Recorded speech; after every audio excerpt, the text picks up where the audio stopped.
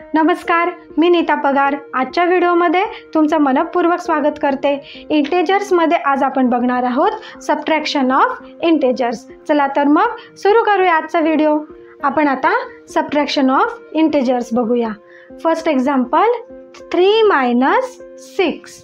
आता इथे 3ला कुठलंही साईन नाही, म्हणजेच आपण इथे कुठलं साईन पकडतो? राईट, प्लसचं साईन. मग 3 - 6 प्लस मायनस काय करतो आपण? प्लस मायनस काय करणार आहोत? मायनस. मग 6मधनं 3 काय करायचे? मायनस करायचे. 6मधनं 3 काय करणार? मायनस. मग 6 - 3 आन्सर आला 3. पण आपला रूल काय सांगतो? आन्सर काढल्यानंतर आपण कोणतं साईन देतो? बिग नंबरचं.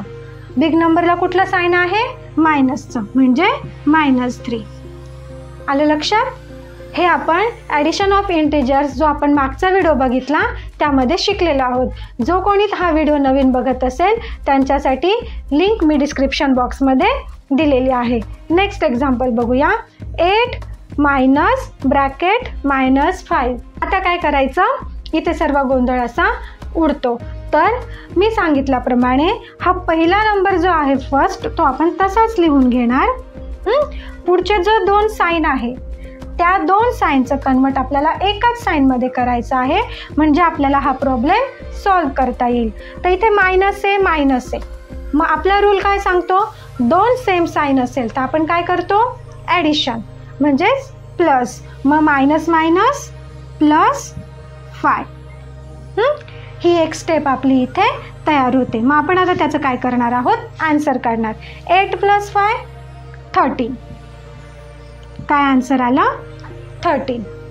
आणि इथे 8ला प्लसचं साईन आहे, 5लाही प्लसचं साईन आहे, म्हणून ह्या 13ला प्लसचं साईन दिलं नाही दिलं तरी चालतं. कारण नाही दिलं तरी तिथे प्लसचं साईन आहे हे गृहीत धरलं जातं.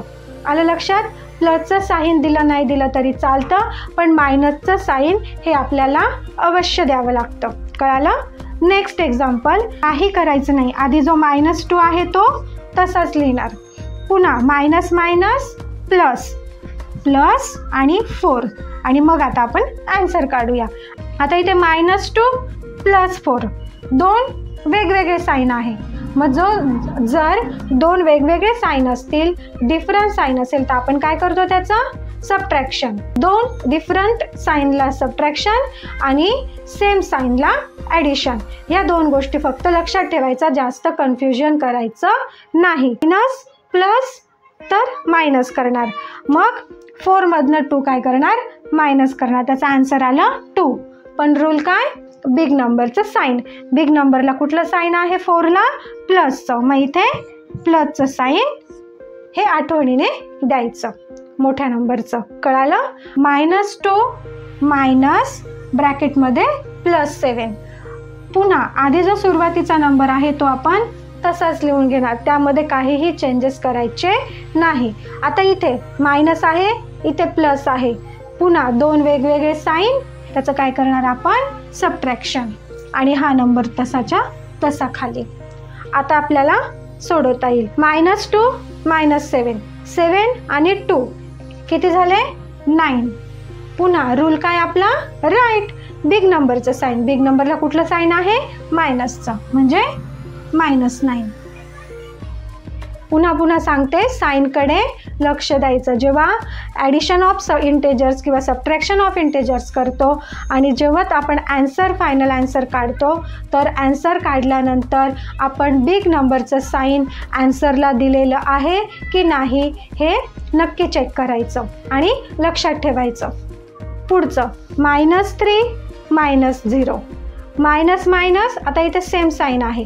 सेम साईन असेल तर काय करतो आपण? राईट, सेम साईन असेल तर ॲडिशन करतो. मग 3 आणि 0 याचा आन्सर काय आलं? 3च आलं. आणि काय राहिलं आपलं? राईट, बिग नंबरचं साईन. मग बिग नंबरला कुठलं साईन आहे? मायनसचं, म्हणजेच -3. आलं लक्षात? आपण काय घेतलं आज? सबट्रॅक्शन ऑफ इंटेजर्सचे जे आपण 4 पार्टमध्ये जे व्हिडिओ मी बनवलेले आहे ते स्टेप बाय स्टेप तुम्ही नक्की बघा, म्हणजे इंटेजर्सचा तुम्हाला कुठलाही प्रॉब्लेम येणार नाही, साईनमध्ये कुठलंही कन्फ्युजन होणार नाही. परत आजच्या व्हिडिओमध्ये पुन्हा एक वाक्य रिपीट करते. जेव्हा 2 सेम साईन असतील तेव्हा ॲडिशन करायचं आणि 2 डिफरंट साईन असतील तेव्हा सबट्रॅक्शन करायचं. मला खात्री आहे आजचा व्हिडिओ तुम्हाला नक्की समजला असेल. आजचा व्हिडिओ तुम्हाला कसा वाटला हे कमेंट्स करून सांगायला विसरू नका आणि असेच नवनवीन व्हिडिओ बघण्यासाठी चॅनल सबस्क्राईब करा, नोटिफिकेशनसाठी बेल आयकॉन प्रेस करा, व्हिडिओ लाईक करून शेअर करा.